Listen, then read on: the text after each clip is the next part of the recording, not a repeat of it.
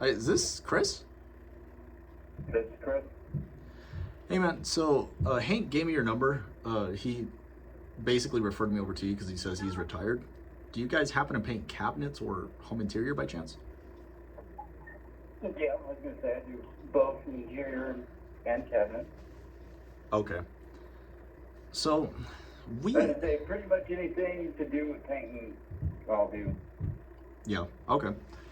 So I was just talking to Hank because I mean, like I mentioned, he told me he doesn't even do any of that anymore. So really, we recently worked with the painter and brought him about 7 new projects for his company. And look, man, honestly, all I actually wanted to find out is if it's even worth maybe talking about landing new projects for your company.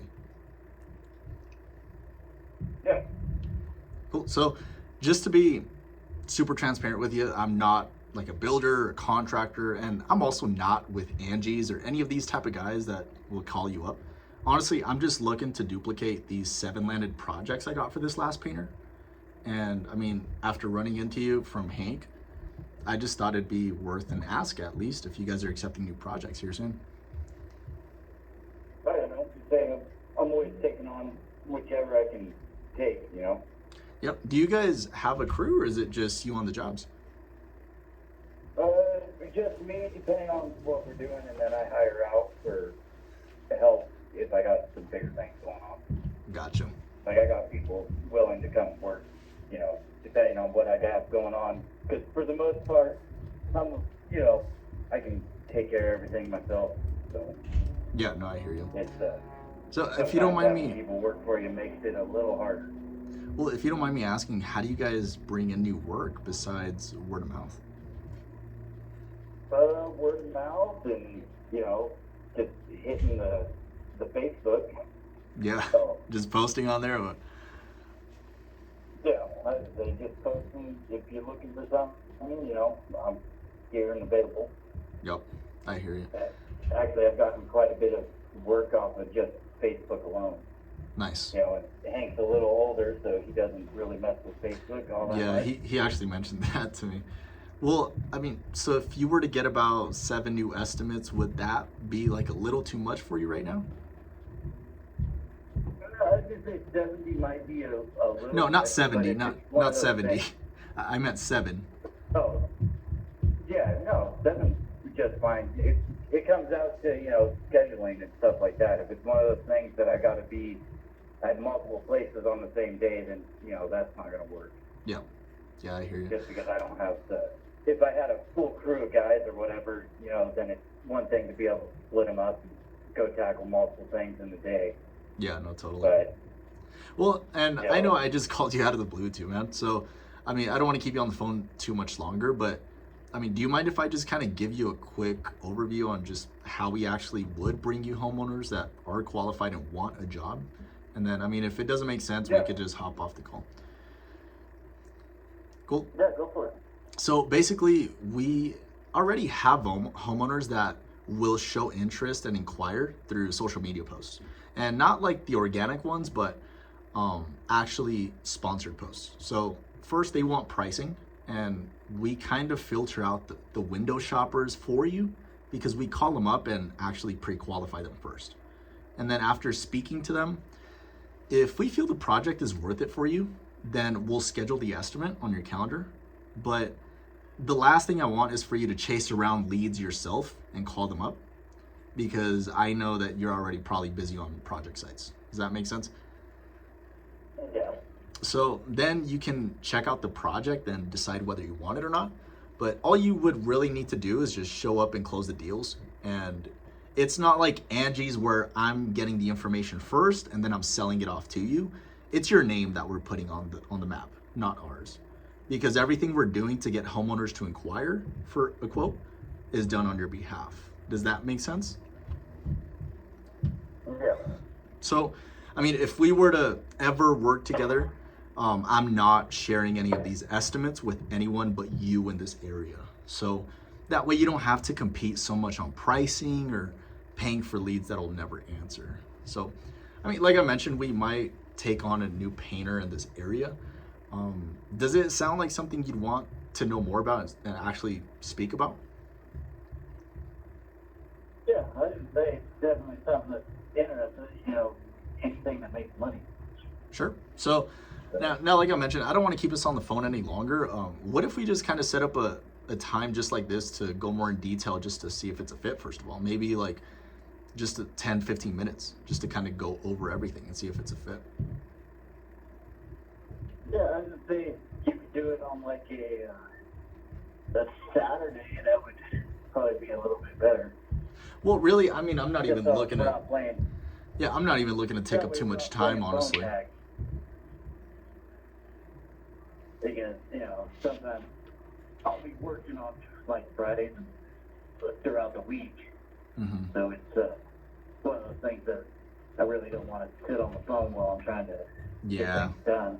Yeah, no, I totally hear you, man. What is a good time that, like, I don't know, maybe throughout the week that you could probably just spare 10, 15 minutes? I'd say probably Fridays would be the best day of work. Okay. So we're on the same time zone. So just to be super transparent, I'm here in Utah in Salt Lake City. So we're in the same time zone. I'm happy to do a Zoom call just so you can see me through video. I honestly don't have anything to hide. But would Friday around like afternoon time work? Yeah, Friday afternoon would be fine. Okay. Around like what time are you thinking? Oh, probably around noon or so, but when I take lunch. Gotcha. So Friday around I don't know, maybe what time do you typically take? Like 1:30? Yeah, that'll work.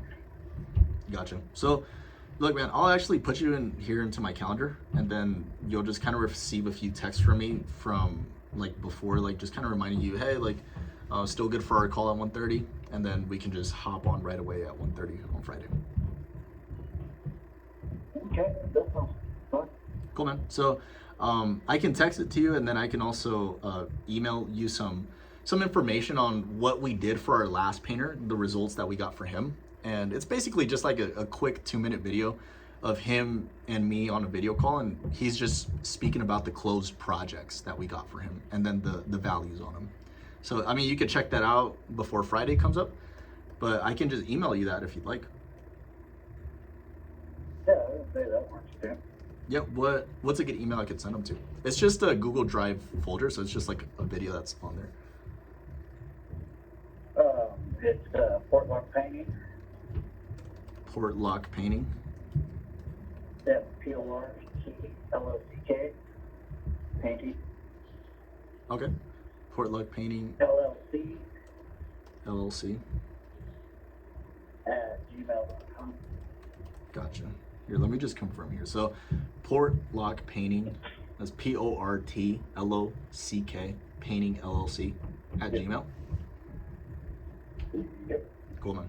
And my name's Alex, by the way. Okay. So yeah, man, I'll just text you like a few text messages before Friday afternoon, and then I'll also email you that through email. I could even text it to you too. Cool. Okay, that sounds good. All right, Chris. Well, it was good talking to you, man. Yep, thank you. All right, brother. Bye. Yep, bye.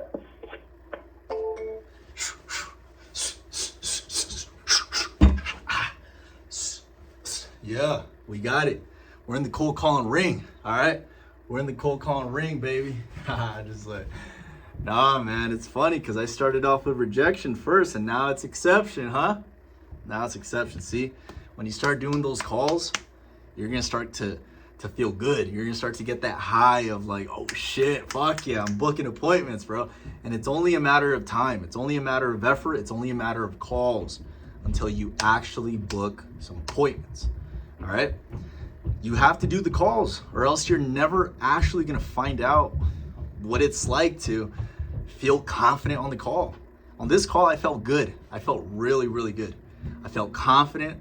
I felt in control. And it's funny because I've already been cold calling for like on a good consistent base, right? For solid like 3 days. Not in a row, but 3 days that I could say Okay, I called. I did some cold calls. And yeah, you could say this is day 3.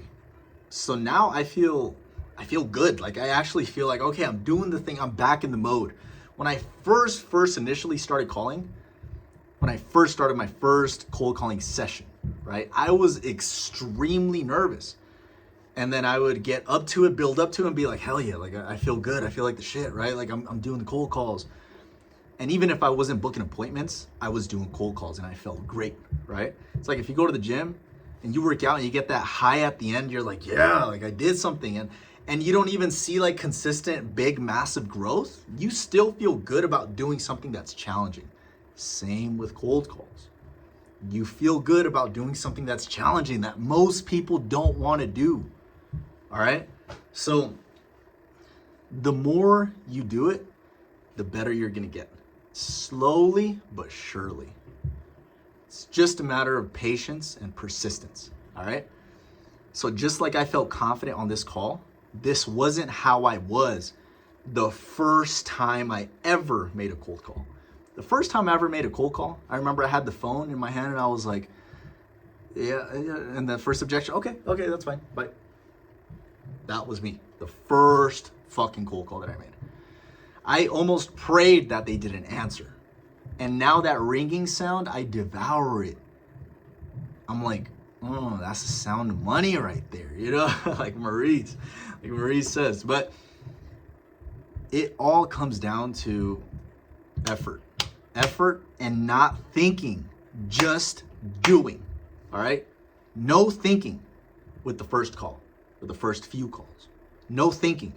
Just press the call button and then boom, figure it out. Then pull up the script and then be like, all right, but you need to just dive in. You need to just dive right in, bro. Because if you don't, you're going to regret not fucking taking the action that you needed to take. This is what you have to fucking do to get rich. This is what you have to do, at least in the beginning stage, when nobody knows you, when you have nothing but a fucking computer and a phone. This is what you have to do when you don't have any clients, when you don't even have case studies, okay? Because it's all about how you go about things. It's not about the resources and the connections and the case studies that you have. It's about how resourceful you are. Whatever you're given, it's all about how you work with it, right? Not about complaining of, oh no, I don't have connections though, or no, I don't speak perfect English. No, it's all about just fucking doing the thing. That's what it's about, just fucking doing the thing. You're not gonna see these people if they hang up on you. You're not gonna see them physically. So what the fuck are you scared of, bro? There's nothing to be scared of. And you realize that on your own, 10 calls deep, 50 calls deep, 100 calls deep. But you're not even gonna get to 10 calls deep if you don't make that first dial. That's how you start, okay? The first goal is just call one lead, okay? Call just one lead. That is the first goal. The second goal is pitch just one lead. So the first one is call, just make a dial. If they answer, great. If they don't, that's fine too. Okay, just call one. The second goal is just pitch one, okay? Meaning you got a decision maker on the phone and now you're gonna pitch them. They can either say no, yes, or follow up with me some other time. That's all they could say. Those are the first two goals, and the reason why it's only one and then one, just pitch. So just call one and then just pitch one. The reason why it's so simple, so low to barrier, is because there is no excuse for making that first dial and making that first pitch, okay? So do what you have to do, bro, and start with the tiny little step. Start with the tiny little step of just making one call. Once you make one call, check it off. All right, I made one call. I did something. All right, now it almost feels easier. Your brain kind of opens up and says, well, I made it out alive. I mean, I could do it. I just did it. Now that you have that check mark there, now you're like, all right, like let's move a little bit higher now. And now you go to just pitch one person. You pitch one person, worst case scenario, they hang up. Fuck off, don't ever call me again. Click. And now you're like, you have to laugh about it. You have to laugh about it. There's no other way, all right? Just be like, oh my God, like I cannot believe that just happened. Damn. And you're gonna feel a little bit like you took it personal if you're a beginner, obviously. And after, when you kind of get over that little feeling, you want to feel that, by the way, because that uncomfort is gonna grow you. It's like a bruise where you're like, oh, but it made you tougher, whether you know it or not. It made you tougher. Now you can be like, yeah, like I did it. I fucking did it. You know what I mean? Like I did it. I called one lead, check. I pitched one lead, check. All right, now let's fill the block. Like, I mean, I did the simple shit, you know? I'm alive, you know, I'm alive, I'm here, I'm still standing, right? Now, the next goal is fill a block, all right? Now we're like, all right, let's start dialing some numbers. And now that you feel kind of good about it, like, I fucking did that. Now that you're like, all right, I did that, you know? Now you're like, let's just fucking keep calling. Like, let's just keep calling and see what happens, because there's nothing else that I could do right now that's gonna make me as strong as this. Because this shit is fucking hard, bro. Especially, and I'm talking hard as in intangibly hard. Not like it's heavy, like you're trying to push a big object, right? But it's intangibly hard. It's intangibly heavy, because your brain is talking you out of it. It's like, no, dude, don't fucking call, don't solicit, don't be a cold caller, don't be a slimy salesman, and don't do, like, it's putting all this negative shit in your head, trying to stop you from something that's actually gonna grow you. But your brain doesn't know that, because we're all hardwired for survival. So it's like, I've never really done this before. Like, don't do it, Alex, don't do it. And your brain is trying to talk you out of it. But you have to learn how to be in control. Never be the bitch of your own brain, the bitch of your own mind. Because once you're the bitch of your own brain, you do whatever it says. Oh, no, don't do that. Okay, I won't do that. No, don't do that. And then you don't do what you have to do, which pain is growth. Let's be honest. Uncomfort is growth. Just like the fucking gym. When it's your first week, you kind of don't want to go that first week. But if you stick through, it might just be the beginning to a lifestyle change, all right? So same with this. The first calls, you're not gonna wanna do it, and that's perfectly fine. But later you're gonna come to realize, I'm 3 days in of not being rusty, you can say. Because yeah, I was cold calling, I did 50 dials at one point, the next day did another 50 dials, and at one point I was on top of the world with like, I'll fucking call anyone, right? Felt like the shit, but I stopped cold calling, and then I focused on fulfillment because I got bogged down by it. And then I came to realize, like, oh, I haven't done calls in like a week. You do not want to fall into that trap. I am telling you from experience, you do not want to fall into that trap, because you will fuck yourself. You will have to restart all over again. You will. And what I mean by that is you're gonna get rusty, just like I got rusty. And now it was, oh my God, it was like I was starting all over from day one, ground zero, of not being able to make the calls anymore, right? Feeling rusty is like, no, like, let's work on something else. Like, let's not do the cold calls. Let's go to the gym. Let's do that. We got to go to the gym, right? So you'll start finding every excuse to not do the cold calls if you get rusty. So you might as well keep that momentum going, because it's like the gym. If you stop going to the gym for a week, it's going to get kind of difficult to get back in motion. Same with cold calling, bro. It's tough. I know it's fucking tough. You're telling me, all right? But it's fucking worth it. It is fucking worth it. It sure is. I'll tell you that right now. It's worth it because the confidence it's going to give you and the security in yourself to be able to talk to your market now, talk to them in a way that they want to hear and in a way that they're not just going to label you like everybody else that's calling them. All right. Now, once you have that confidence, you're like, I know how to get clients. I know how to get clients and I know how to speak to them in a confident way. And when you're at that position, dude, you feel great. So how do you do that? How do you even get to that position when you suck, when you don't know how to go about it? I'll tell you this before I stop this video. What you have to do is have the mindset of what you lack in skills, you'll make up in numbers. What the fuck does that mean? You might suck, so you lack the skill of getting people interested in what you have to offer. You lack that skill. That's the skill we're referring to here. What you lack in skills, you'll make up in numbers.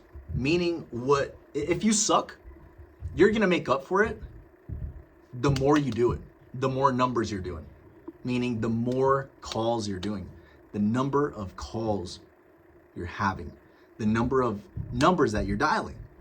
What you lack in skills, you'll make up in numbers, okay? So the more you do it, the better you're gonna get. So what is the only path to take? To fucking do it. Even if you're stuttering, even if you feel, because that's how I feel on these calls when I'm recording. You may not know what I'm feeling, but that's exactly what I'm feeling. I'm kind of like focusing on my breath and I'm like,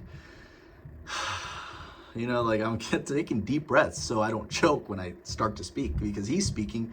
And while he's speaking, I'm hearing him, but I'm also like taking a deep breath before I talk so I don't choke. You know what I mean? So believe me, I feel that shit too. And in door-to-door sales, they once told me, look, man, you never eliminate the fear.